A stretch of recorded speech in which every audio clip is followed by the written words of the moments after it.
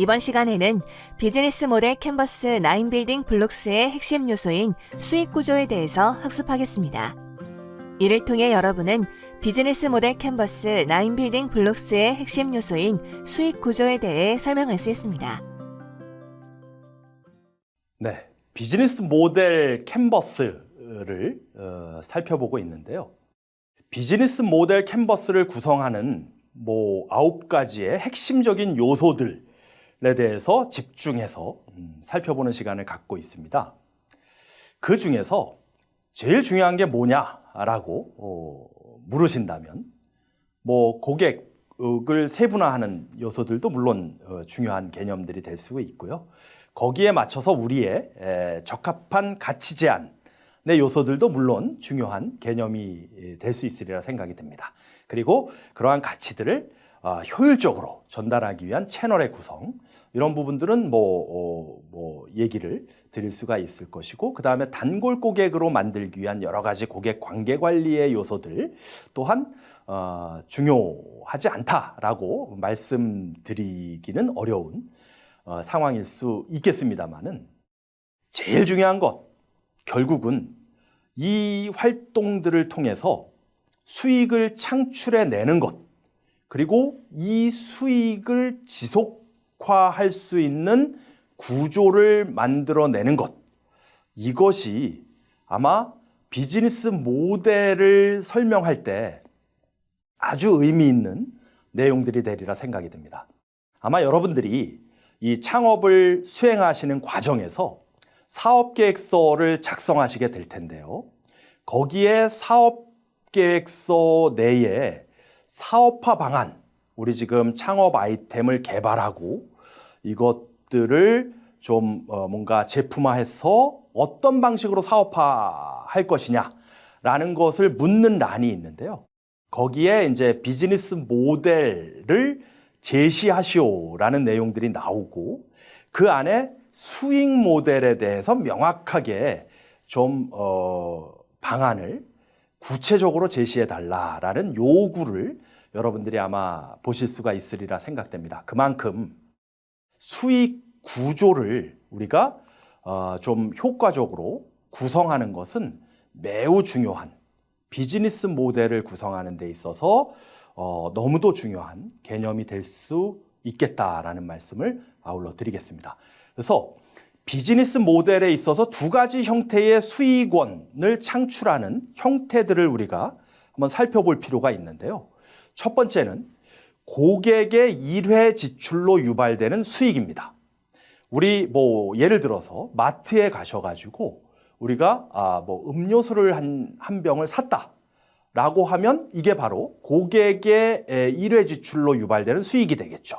물론 그 마트를 지속적으로 방문할 수 있겠죠, 우리가. 그래서 계속적으로 뭔가 일회성 지출들을 할 수 있으리라 생각이 되는데, 이것은 굉장히 전통적인 개념에 있어서의 수익 모델이 될 수 있겠다라는 말씀을 드리는 것이고요. 우리가 비즈니스 모델에서 수익 모델을 생각할 때 함에 있어서 두 번째, 지금 제가 말씀드리는 이 부분은 정말 끊임없이 고민을 해봐야 될 형태가 아닐까라는 생각을 가져봅니다. 무엇이냐면, 구매 후 고객을 지원하는 데 따른 연속적 지출로부터의 반복적 수익. 조금 용어가 어려우실 수도 있을 텐데요. 뭔가를 구매를 한 다음에 이 구매가 매개체가 되어서 지속적으로 고객들이 무언가 우리 회사와 관계 맺음을 하고 거기서 발생되는 어떤 수익의 형태들을 만들어내는 것이다 라고 말씀을 드릴 수가 있겠죠.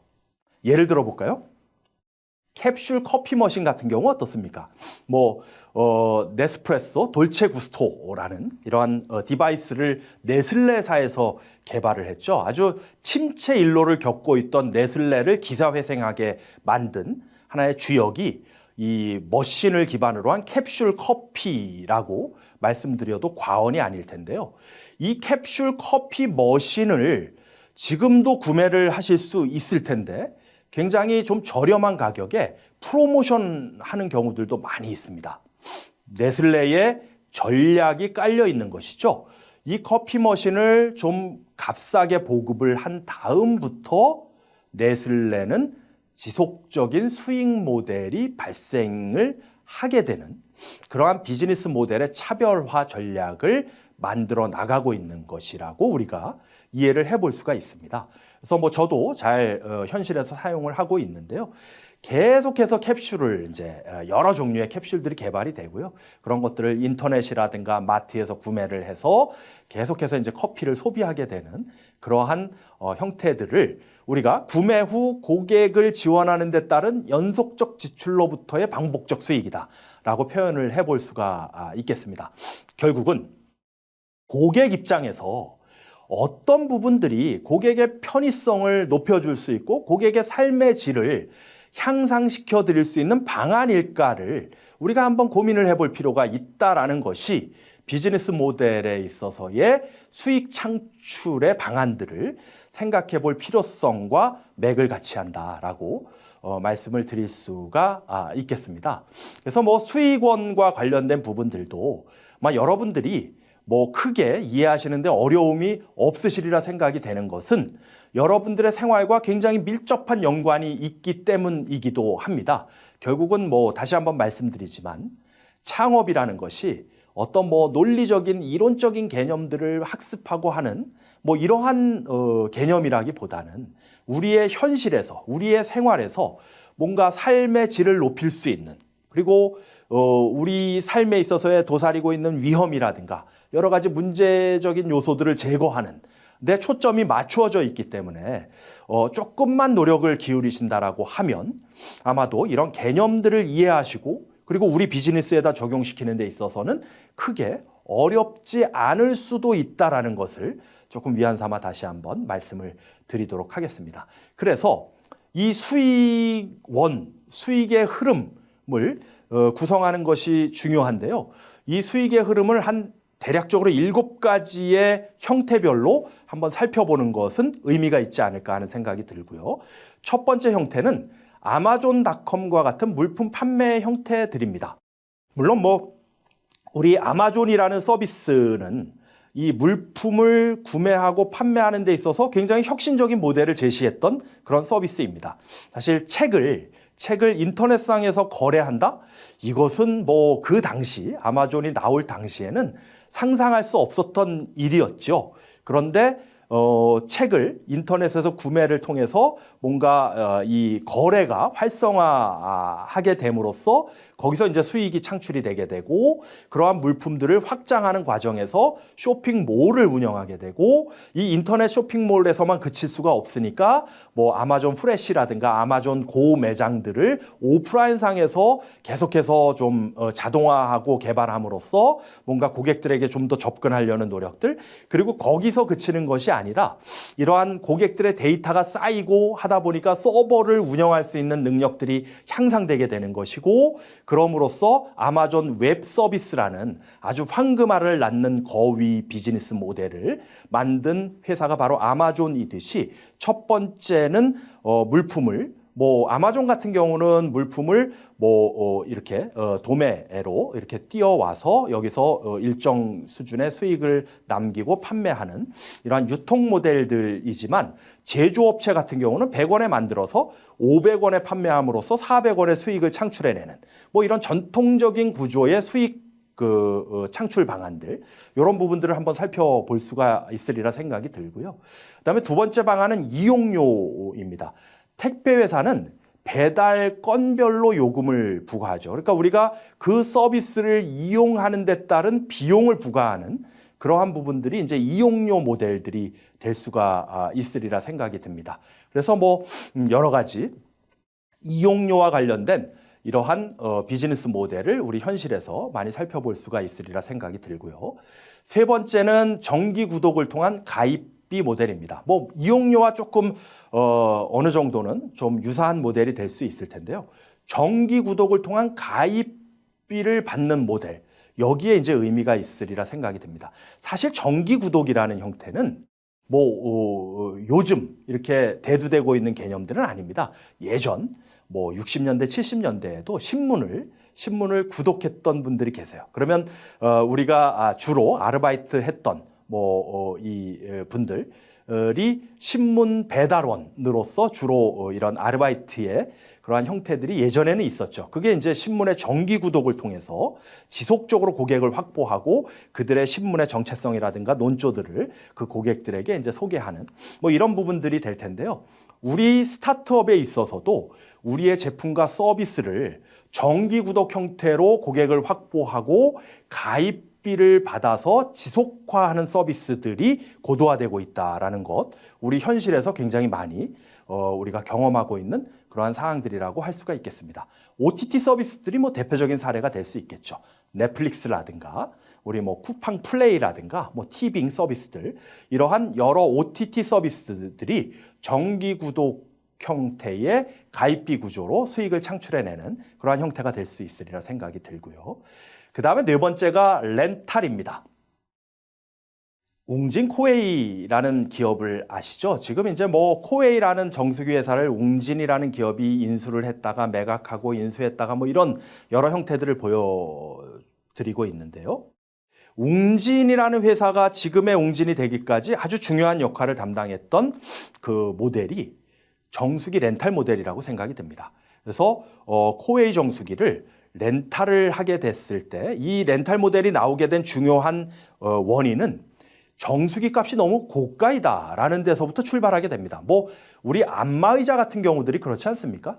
바디프렌드라든가 이런 쪽에 안마의자의 수요 요구들이 있는데 살려고 하니 너무 비싼 거죠. 그러면 이제 렌탈이라든가 할부 이러한 모델이 나오게 되듯이 이 정수기를 대여하고 그 대여함으로써 끝나는 것이 아니라 지속적으로 관리를 함으로써 고객과 상호작용하게 되는 것이고, 그 고객들에게 이 이용 편의성을 높여줄 뿐만 아니라 새롭게 개발된 신제품들의 구매를, 판매를 활성화하는 그러한 역할들을 수행하게 됩니다. 그러니까 정수기라는 매개체가 이 회사의 수익을 창출하는 데 있어서 지대한 역할을 수행하게 되는 그러한 모델들이 나오게 되는 것이죠. 렌터카 같은 경우들도 마찬가지로 굉장히 월 이용료를 내게 되면 수리서부터 정비, 보험 서비스까지 이렇게 종합적으로 서비스를 토털 케어 형태로 제공하는 그러한 형태들이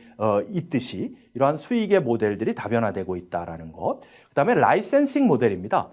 우리 노트북 같은 거 한번 구매를 하셨을 때 예전에는 CD 플레이어를 하나씩 주셨습니다. 그래서 거기에 이렇게 프로그램을 깔아서 다운받아서 프로그램을 노트북에다가 이렇게 설치하는 그러한 형태에서 요즘은 시리얼 넘버 같은 것들을 딱 스마트폰으로 넘겨주죠. 그러면 그 시리얼 넘버를 홈페이지에 좀 들어가서 거기서 시리얼 넘버를 다운받고 거기서 프로그램들을 모두 다운받을 수 있는 라이선싱 구조입니다. 그러니까 원 카피의 라이센싱을 드림으로써 그 이용자에게 이제 라이센싱에 대한 수익을 가지고 올 수 있는 마이크로소프트라든가 이런 어떤 소프트웨어 개발 회사들이 많이 창출해내는 그런 수익의 모델들이 될 수 있으리라 생각이 듭니다. 그 다음에 중개수수료 모델입니다. 사실 플랫폼 모델들이 중개수수료 모델들이 많이 있죠. 중간에서 공급자와 수요자를 연계시켜드리고 그 연계 결과로 창출되어지는 수익의 일정 부분을 수수료로 취하는 모델들, 이런 모델들을 여러분들 비즈니스에 있어서 한번 생각해 볼 필요가 있겠고요. 마지막으로는 광고입니다. 플랫폼을 운영하시는 앱을 개발하시는 분들이 대부분 다 광고로 수익을 삼겠다라고 얘기를 하는데 유저가 없는 상황에서 광고 쉽지 않은 부분들이 있습니다. 그럼에도 불구하고 광고를 주요 수익원으로 삼아서 비즈니스의 모델을 구축하고 있는 여러 가지 형태들을 우리가 현실에서 어렵지 않게 살펴볼 수가 있겠죠. 우리 캐시워크라는 이 애플리케이션 플랫폼을 한번 살펴보면요.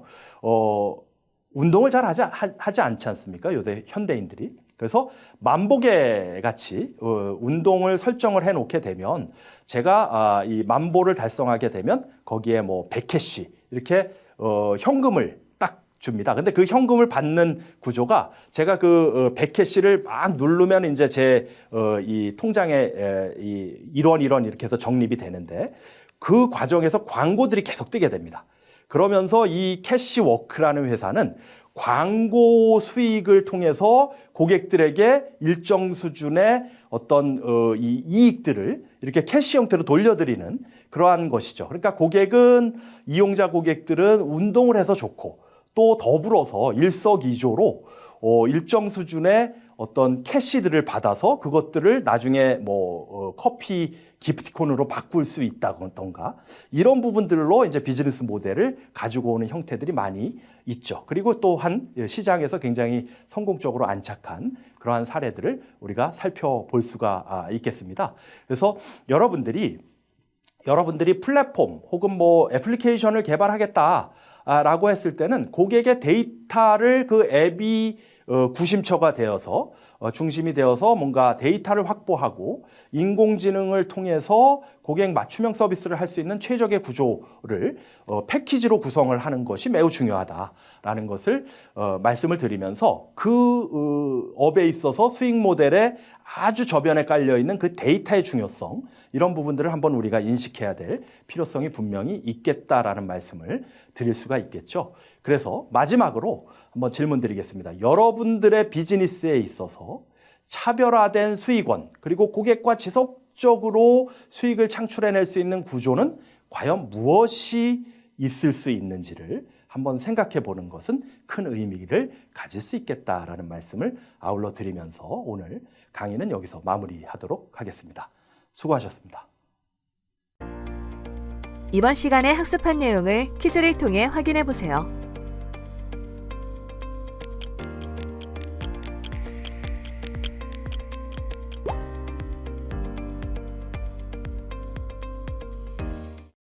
이번 시간에 학습한 내용을 정리해 보세요.